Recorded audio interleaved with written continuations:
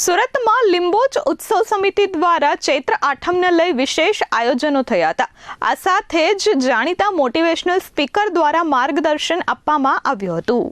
છેલ્લા 26 વર્ષથી આ પરંપરા અવિરતપણે ચાલી રહી છે। સુરતના સોરઠિયા વાણંદ સમાજ લિંબોચ ઉત્સવ સમિતિ દ્વારા લિંબોચ યજ્ઞનું આયોજન કરવામાં આવ્યું હતું। આ કાર્યક્રમમાં સમાજના 450 જેટલા પરિવારો જોડાયા હતા। સવારથી શરૂ થયેલા યજ્ઞમાં સમાજના ભાઈઓ બહેનોએ જોડાઈને માતાજીની આરાધના કરી હતી। આ પ્રસંગે સમૂહ ભોજન અને રાસ ગરબાનું પણ આયોજન કરવામાં આવ્યું હતું। આ કાર્યક્રમમાં વિશેષ આકર્ષક તરીકે જાણીતા મોટિવેશનલ સ્પીકર લલિતભાઈ બલદાણિયા ઉપસ્થિત રહ્યા હતા। તેમણે સમાજના યુવાનોને સમાજમાં કેવી રીતે આગળ વધવું અને સંગઠિત રહેવું તે અંગે માર્ગદર્શન પૂરું પાડ્યું હતું। આ હવન દ્વારા એકત્રિત થતા દાનનો ઉપયોગ સમાજના હિત અને લોક કલ્યાણના કાર્યો માટે કરવામાં આવે છે।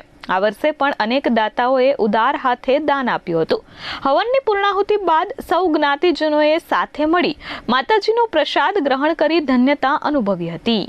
હું મહેશ ચુડાસમા, સુરત સોરઠિયા વાણંદ લિંબોચ ઉત્સવ સમિતિ, અને આ કાર્યક્રમ જે 26મા વર્ષમાં પ્રવેશ કરે છે ત્યારે આ વર્ષની અંદર શિક્ષણનું મહત્ત્વપૂર્ણ કાર્ય કે જે આપણા સમાજની અંદર શિક્ષણનું બહુ ઓછું મહત્ત્વ છે એના માટે થઈને આ વર્ષ ડૉક્ટર લલિત બલદાણિયા કે જે મોટિવેશન સ્પીકર છે એમને અમે આમંત્રણ આપેલું છે, અને આ વર્ષ સમાજની અંદર બહુ મોટા પ્રમાણની અંદર દાતા મળ્યા છે।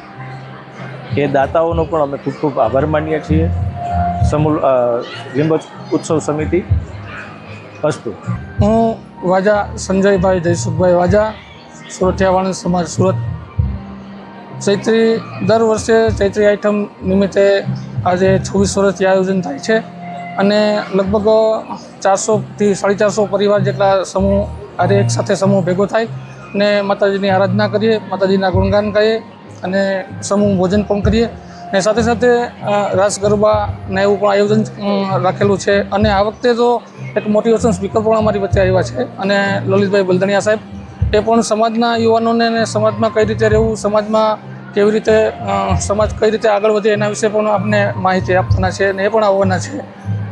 સોરઠિયા વાણંદ સમાજ આ વિવિધ કાર્યક્રમો 26 વર્ષથી કરી રહ્યું છે, તો એ બદલ સમાજનો, અને આ વખતે તો દાતાઓ પણ ખૂબ સમાજને મદદ કરી છે, સમાજને દાતાઓ ખૂબ દાન પણ આપ્યું છે, અને એ બદલ દાતાઓનો પણ ખૂબ ખૂબ આભાર માનું છું।